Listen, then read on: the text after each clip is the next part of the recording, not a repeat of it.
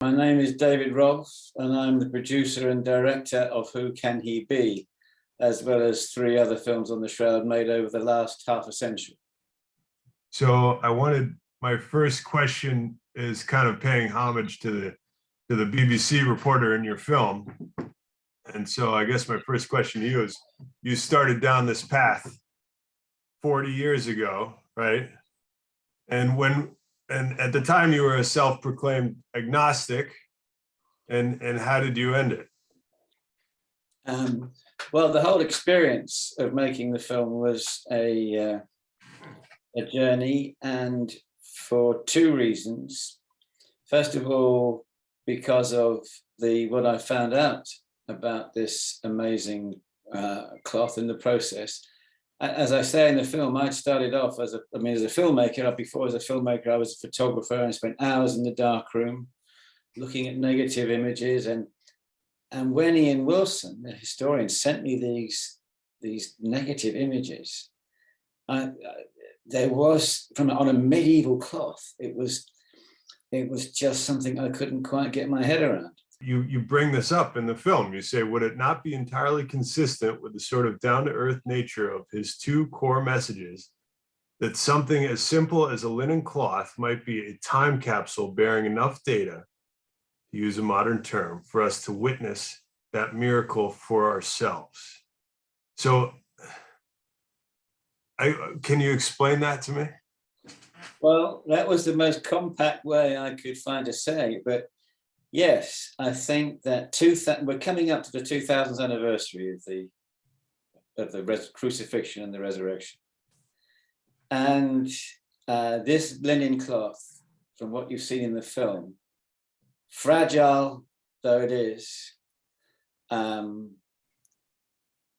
has within it all the data you actually need. As long as you've got eyes to see and ears to listen, you can actually recreate what that first disciple did when he first arrived at the tomb, because it was only when he saw the shroud lying there that after everything they'd seen, Peter, it was only when they saw that, the Bible says, only when they saw this shroud lying there, because it was tied up, it was wrapped, and yet there was no body in there, it was still tied. So what do you think when you see that? So that was the moment that the first disciple, Peter, actually, as it says in John's gospel, it was only then he came to believe, after everything he'd seen. So what we get the opportunity to do, this is the crude version, as you know, but now in Who Can He Be, you've got, with modern techniques, we've been able to take out all of the detritus. We can see what I believe to be the body of the crucified Jesus in front of us on a piece of cloth, whereby the only way that image could have got onto that cloth is a miraculous one, a miracle that emanated from the body with unbelievable amounts of energy, but with an infinitesimally short space of time. And I'm not a scientist. That is Paolo Di Lazzaro, head of the Italian National Science Center for New Technologies, who studied the image more closely than anybody else. So that's what you get. That's what you get. And yet the British Museum stood by the assessment of the Oxford head of the carbon-14 unit, said some forger just faked it up and flogged it. So when you take into consideration what I've just told you about the true nature of the image and the headline news that was given at that carbon-14 date by a corrupt head of research at the British Museum, that is the injustice which I am fighting to put right. I guess this is a good segue then so in terms of the C14 test, what is the significance of the corner of the shroud being chosen for the test? Well, you'll see the images in there. Down the centuries, you've got to remember, it was such a famous holy relic. they had no idea about contamination in those days, and microbes or anything like that. And often these festivals were held on feast days in the summer, in the Mediterranean, in Europe, temperature really hot. And to be chosen as a bishop, you can see from the illustrations in there, to be chosen as a bishop to be one of the people who actually held up this relic was a great honor. Now, the other thing I can tell you is that because of the kind of magical beliefs that existed then, and I'll tell you something in a minute that shows that they exist to this day too, in being chosen to hold this cloth, the tighter they held it, the more contact they were having with this holy relic. You know, they didn't do this with it, they grabbed it and held it like that. And this happened countless times over the centuries. And the most fragile part was the edge, and the most fragile part of the fragile parts was the corners. And it got damaged. And back in the Middle Ages, when textiles, cloth were much more valuable, because nowadays they're mass produced and they're very cheap. But the whole weaving process was a very time consuming and expensive one. And everything gets worn now and again. And they had techniques of repairing things invisibly. And something like the shroud was basically rewoven. They could pick up the thread, and where it had got damaged, they could remove the old threads, attach cotton, which we now know, to it, to the linen thread, and then reweave it so that it looked like the original. And then they would dye it to match the original. So in taking it from the corner, they chose literally the worst possible place. In a more contemporary way, when they did get the shroud out for me in 2009, I was talking to the then present bishop, in fact, I interviewed him, the Archbishop of Turin. And even in this day, I mean, that was in 2009, and when he'd become a bishop of Turin about 40 years ago. But in these relatively modern times, when they got the shroud out in his day, he said, I couldn't resist it. I went up and kissed it. Now, here in modern day is somebody who has the opportunity, and he's got saliva and everything, and he's pressing that. I mean, this is within the last 40 years. So over the years, the potential for contamination of the cloth was amazing, but also the potential for wear, because if it is, as I believe, 2,000 years old, things get worn out. And so that corner was repaired. And that's the bit that they tested. And you make the distinction between this test and the testing of the Dead Sea Scrolls. Can you explain the difference? When they carbon dated the Dead Sea Scrolls, they needed that amount of parchment in order to burn, and in order to get enough carbon to date it. But politically, it was invaluable. Have you ever been to Jerusalem? No, I've never been. Okay, well, the biggest thing in Jerusalem is the exhibition of the Dead Sea Scrolls. Because as far as Israel is concerned, politically, this was perfect to them, because it showed that the Essenes, which were a Jewish sect, were alive and well 2,000 years ago and living by the Dead Sea in what is now Israel. And so at a time when Israel's occupation of Palestine was very controversial, and it was kind of artificial because it had been given to them after the war, here was historical proof that it was the Jewish homeland. And so the carbon-14 test showed that it was 2,000 years old, and also showed that 2,000 years ago, it was a Jewish, that part by the Dead Sea was lived in by the Essenes, who were a Jewish sect. So there was the church thinking, hang on a second, now they came out with a new carbon date testing system, very new science, and they can now get a carbon date with a less, even less than that. And the church came under pressure, and they said, "Hey, you know, this is we've now seen this, got this historical theory, this film, The Silent Witness, has put the thing right on the map. The church attendance is looking a little bit. Why don't we carbon date the shroud?" And they also had this naive view that, you know, science, you know, comes with this ethos of objectivity and scrupulousness and so on. And they'd even gone so far, they were so confident about getting a result that I'm told that they'd started designing in Turin a monument that made Napoleon's monument in Paris look like a kind of small affair, because this was going to be a big thing. It was going to be a big thing for Italy and a big thing for Turin. So they were absolutely confident about it, but their confidence in the scientists was misplaced because they had their own agenda. That's fascinating. Can you explain to me the Knights Templar angle? I kind of got lost on that a little bit. Yeah, that was abbreviated, but the Knight Templar were one of the medieval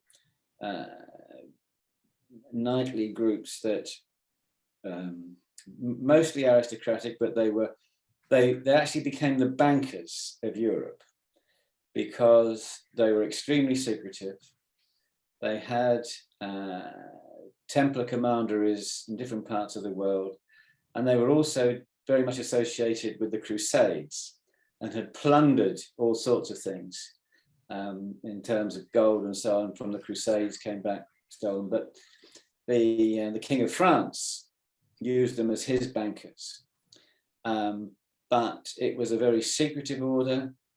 It was a sort of, you know, the Masons today are a kind of Masonic movement, is a kind of echo of it past, but this was an aristocratic, and that they were also warriors too, soldiers, and they went on the Crusades. And almost certainly, we know that the image of Edessa, which was almost certainly what the shroud was taken to Constantinople. And we also know that, again, have you ever been to Siena in Italy, the Palio there? In Rome. Okay, there was, cities needed to know that they were kept safe. And they needed certain things that in times of threat, they could take around the city to show the ordinary people that God was on their side. And the shroud, we know the shroud was used for this purpose in Constantinople. We've got very good descriptions of it. And when they were threatened, as they were by the Crusades, because don't forget, Constantinople was, in the Fourth Crusade, it was completely sacked by Christian soldiers, including Knights Templar. And that's, as far as we know, is when it disappeared. Whether it was in Constantinople or that time is another question. But that's the last time it was known. And the Knights Templar were the most likely people. They get their name Templar from the temple in Jerusalem. And they had commanderies throughout the Mediterranean.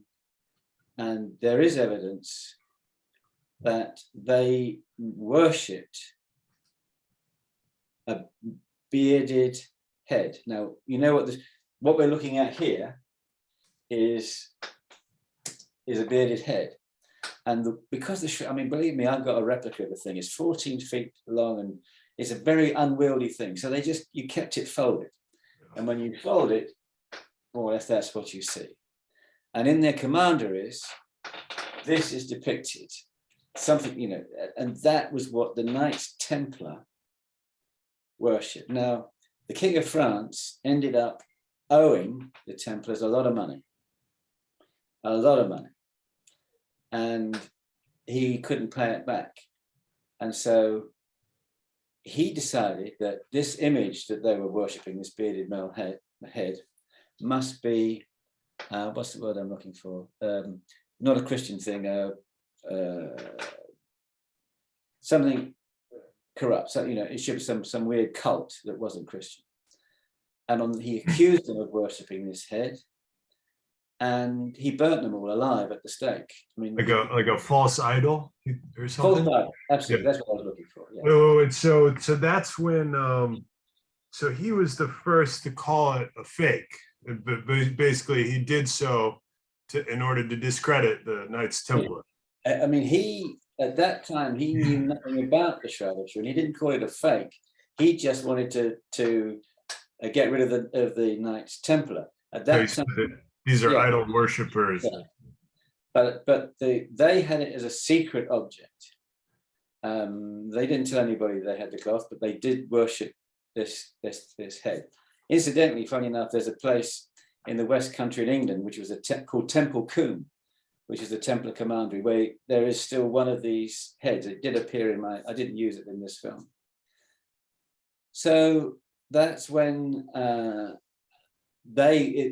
it was really secretly went to ground, and Deshani was almost certainly Geoffroy Deshani, who was the person who was a crusader, a Knights Templar.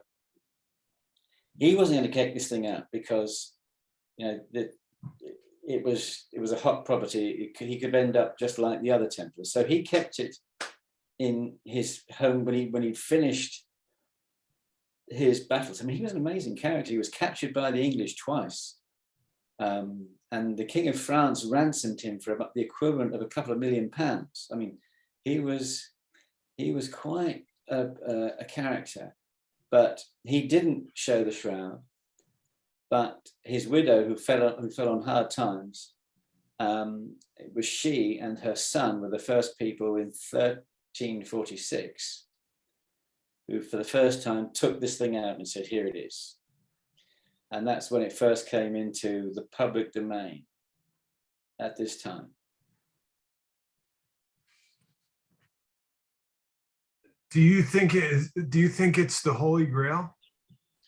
Well, that's an interesting thing, because the other people have suggested it is in various ways. We know that the Grail legends arose in the Middle Ages, and they were associated with the blood of Christ. And because blood is a liquid, they came up with the idea, well, it must be a cup, and somebody must have held a cup up and caught the blood of Christ. So that's when you go to Spain, the big city, Valencia in Spain, I think it is. They have what they claim is the Holy Grail there, and it's a silver goblet, which is clearly medieval. But it was only really when I was making this film, and because for me, some of the most powerful evidence is the forensic pathological evidence, where you have this I mean, if I'd have gone to Central Casting and asked for a forensic pathologist, and they came up with Robert Buckland, I would have been, I mean, that he was the real deal, this guy. When I filmed him, he'd just come up from Mexico, where they'd asked him to watch This Is Before Your Time. There were things. This is the coroner's guy in LA? Yeah, that's right. Yeah. Okay. Yeah. And he just was perfect. And as he carries out a complete autopsy, and then when you realize that the cloth is a vessel that's containing Christ's blood, I mean, there it is, and it is blood. And not only is it blood, it's type AB, which is the type that's consistent with Palestinian Jews. And let's face it, he looks very Jewish. I mean, everything about him, when you look at it, he looks, so everything is consistent. So that there is a possibility that, and of course the shroud went missing. I mean, when it disappeared from Constantinople, just like the Grail, it's possible that it wasn't in Constantinople when the Fourth Crusade took place, because there is a theory that it was taken back to Jerusalem and hidden there. But that's something's going to come out later on. But it disappeared, and so it's a very strong possibility that the Shroud of Turin did give rise to the legends of the Holy Grail. Can you help boil down for me Dr. Max Frey's work and the pollen? Yeah, he was somebody, again, that Rinaldi told me about when I went to meet him. I didn't know he existed. And I went over, he lived in Zurich. I went over to see him there. He was a very eminent criminal investigator. And his main claim to fame at that point is that the head of the United Nations, a chap called Dag Hammarskjöld, had been killed in a plane crash. And he was the chief investigator because it was thought that this plane crash wasn't an accident. And so he arrived, and he was chosen amongst in the whole of Europe as the lead investigator on that investigation. And so he knew his stuff. And it just so happened that, I mean, this amazing thing that pollens, the actual X sign of the pollen is indestructible, lasts forever, and they're all different. Now, in the film, I use electron microscope images of them, because you can then see the difference very easily. But when you look at them through an ordinary microscope, you've really got to know what you're looking for in order to be able to tell the difference. But that's what he could. And I can tell you now, if you go for a walk in the woods or somewhere and you've got a woolen jumper on, you won't know it, but when you come back, it will be embedded with these pollens. And all you need to do is get a bit of sticky tape, press it firmly, and then put that underneath the microscope, and he could tell you where you and your jumper have been within reason. And no doubt Washington pollens would come up there, and anywhere else where you want to. So that this was really valuable. I mean, it backs up this historical trial, because he didn't just find pollens from Jerusalem, where you'd expect there to be, but he also found them from Anatolia and that part of Turkey, which we think is the journey that the Shroud took. He was something out of central casting as well. I mean, Absolutely. you can't make this stuff up. It's unbelievable. But his method, the torque applicator, was later criticized, wasn't it? Oh, yes. I mean, anybody who's had anything to do with the Shroud has been attacked one way or another. I feel like every it's like a pendulum that swings back every few years. Well, let me tell you why. Well, because if the Shroud is authentic, okay. I mean, you're a Christian, I imagine, and you're certainly immersed in the Christian world. But the world at large is secular. And ever since a lot of Christian practices were discredited, and we know all about the Vatican Church and children and priests and all of that stuff, we live in a secular world. And basically science has come and said, hey, the Big Bang, this creation. And so it's created a situation whereby any academic, and especially after the carbon-14, I can tell you that most clergy, who are also academics, certainly in this country, and because the British Museum declared it to be, they don't want to have anything to do with it. But the other reason is why the academic world doesn't want to have anything to do with it, is because if the Shroud is a miracle, it changes everything. I mean, literally changes everything. And it changes everything at a time when, and I use one quote in the film, they've just discovered, the world of physics has just discovered 2 particles that they didn't know existed. And these 2 particles that they've just found throws all of their ideas about the cosmology, the cosmos, up in the air.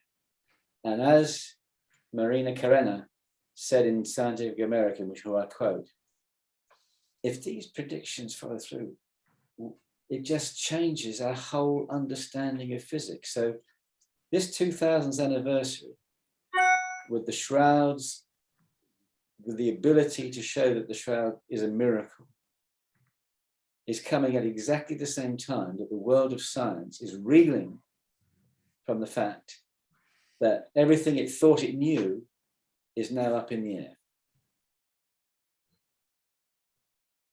When you say the shroud is a message for our time, what do you mean by that?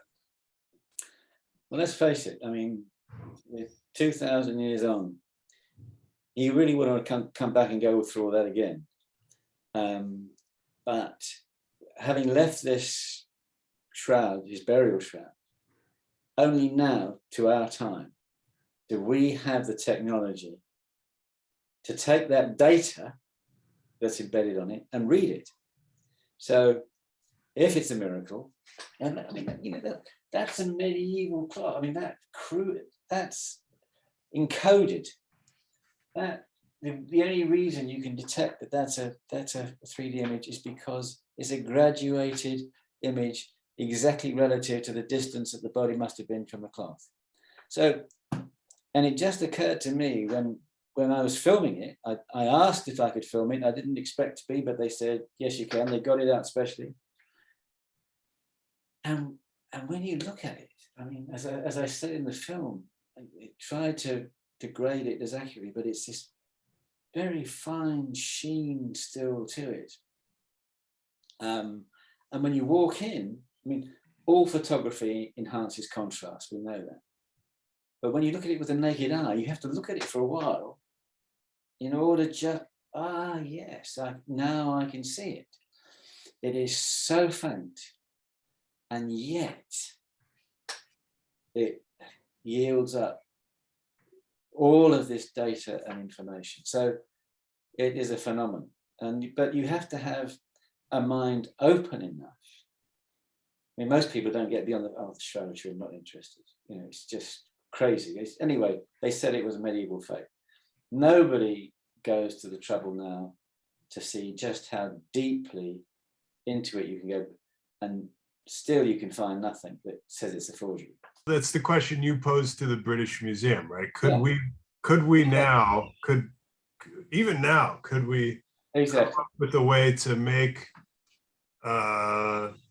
something on linen that could come up with this 3D image if you were to, and have the same characteristics? If that's the thickness of the cloth, right? yeah. Well, if the image, there's a kind of layer of polish on the back of it. It's no thicker than that. I mean, it is so, the image is so thin. And this is not me saying this. This is Paolo Di Lazzaro, who is the head of the Italian National Center for New Technologies, who is the person who has had all the access to the cloth and defined it. So this is unassailable fact.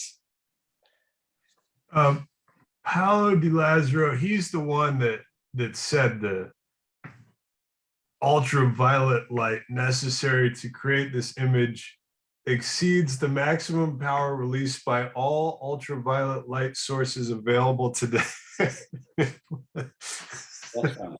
That's right. And he used ultraviolet light radiation, and he simulated it with pulses, and then had to extrapolate from that how much energy would be required to do that to the shroud. And so it's a scientific calculation based on real experiments, which you saw.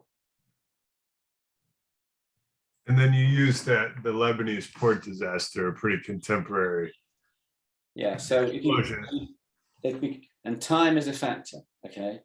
The Lebanese port explosion went on for a long time, but the initial explosion, the energy released at that triggered the whole thing, is the equivalent amount of energy that we're talking about.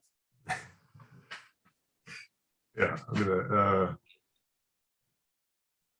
so I mean, in the end, this is not really something that could be faked up and flogged off by a medieval forger.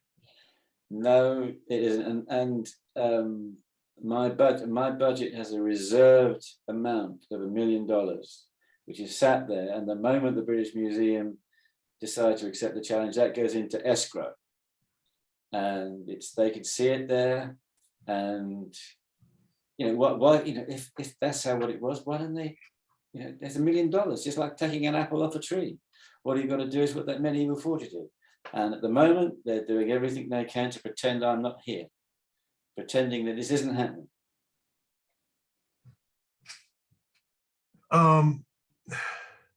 The like ultra skeptic in me wants to say that, I mean, I guess the most macabre theory I could think of is if that would make this fake a reality is if somebody had tortured and killed someone in the exact same way that Jesus was tortured and crucified and killed around the medieval times, and wrapped him up that person up in a shroud. What's to say that didn't happen? I tell you, that is a really, really good question, because Michael Tite, who was the head of head of research at the British Museum, who presided over the test, about 10 years ago was interviewed. And it was a sort of cub reporter for the BBC, who they sent out as, look, I tell you what, you've done, why don't you find someone to go and interview?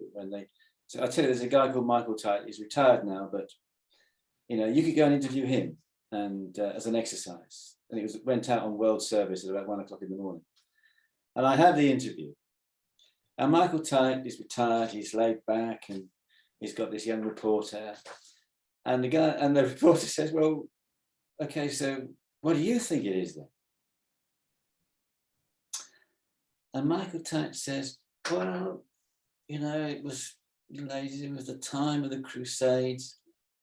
What I think must have happened, I know clearly there's not a painting because no one's found any paint on it. He said, but what I think must have happened is that during the Crusades, some Islamic soldiers captured a crusader, and they decided to give him a mock crucifixion to execute him in the way that Christ was killed. And then they wrapped him, in this cloth, and somehow the exudation, the sweats and whatever has left this image on us, because it is someone who's been crucified. And so here we go. In the whole history of shrouds, of which there are legion, if you take Egyptian mummies, cloths and everything, in the whole history of shrouds, there's not so much anywhere as the image of a thumb, let alone the ventral and dorsal images of a man crucified in a way that we now know they did it in the 1st century. It shows the worst of what humanity can do to somebody. But it also, then you look at the face and it's this picture of serenity. Oh, you are the first observer. I mean, that's what I normally end up by telling people myself. I mean, let me see, I think I've got it to hand here, just a minute.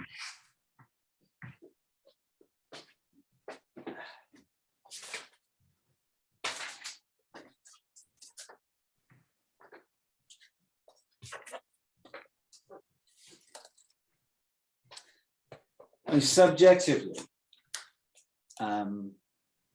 he's very Jewish. Subjectively, there is something incredibly calm about this image. It's something that transcends everything that you can see has happened to him. You can imagine that a victim of a crucifixion would have a completely racked, tortured face. He's naked. There's not a stitch of clothing on him, and yet it's very modest the way his hands are arranged and so on. The beard, the hairstyle is the Jewish. I mean, anybody with an open mind looking at that image would have to believe that this is something rather special. And in fact, I know quite a few people who actually, in times of stress, just use it as something to gaze upon, as a kind of therapy. It just has that effect for them. And I've taken it out of the frame now because a photographer asked me to, but it's normally right over my desk. And I find it extremely powerful thing to be able to contemplate. Yeah, sorry to keep hammering it. I mean, the first time I saw the picture of the shroud laid out, like as a kid, I think I was looking at the blood in the shroud. Like my grandfather had the book or something, and I thought it looked to me like a Rorschach test. Like all I saw was the cutout butterfly and the damage that had been done to it. And I never really, I mean, I don't know how, like, it takes so long to understand what's really there. And that's something that strikes me is that, and now, centuries later, we're still discovering more and more about this thing that's barely there. It is so superficial. You cannot imagine. It's so superficial, and yet even it has enough gradation there to give you such an accurate. I mean, it's a miracle, and anybody who approaches it with an open mind, and that's not an easy thing to do, would reach that conclusion.